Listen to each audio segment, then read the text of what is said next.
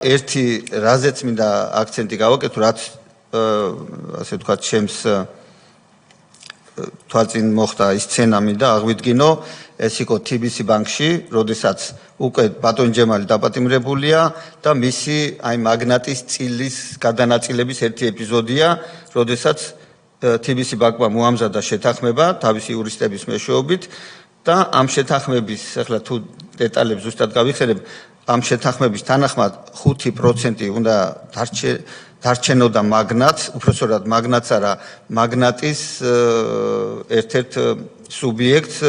რომელზეც წილი ქონდა გადანაწილებული, თუ არ ვცდები ბატონი ბუჩუკური იყო ასეთი, ვიზეც იყო ეს 5% რეგისტრირებული, მე მგონი ეს ბოლო 5% იყო, იმიტომ რომ დანარჩენი პროცენტები უკვე გადანაწილებული ქონდა და TBC ბანკმა მოამზადა შეთანხმება ამ 5%-ის გადაფორმებასთან დაკავშირებით, თუმცა აღარ მახსოვს რის სანაცვლოდ, რატო უნდა გადაეფორმებინა ბუჩუკურს აღნიშნული და ბოლო 5%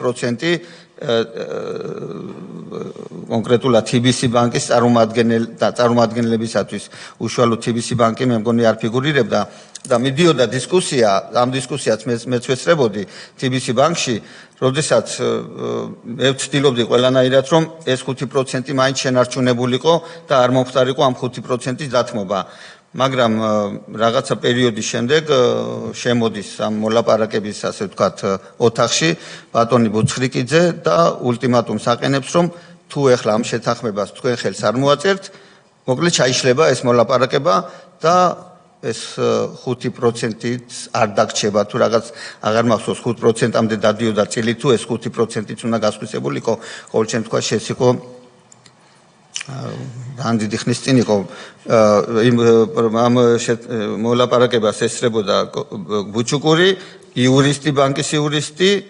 აღარ მახსოვს კიდე ვინ იყო იქ, მაგრამ შემოსვლა ბატონი ბუცხრიკიძესი ეს ფაქტი იყო, რაც ჩემს თვალწინ მოხდა და მან ეს ულტიმატუმი წამოაყენა და ჩვენი იძულებული გავხდით, რომ ასე ვთქვათ, იმ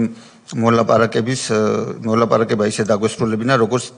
TBC ბანკის წარმომადგენელს სურდა.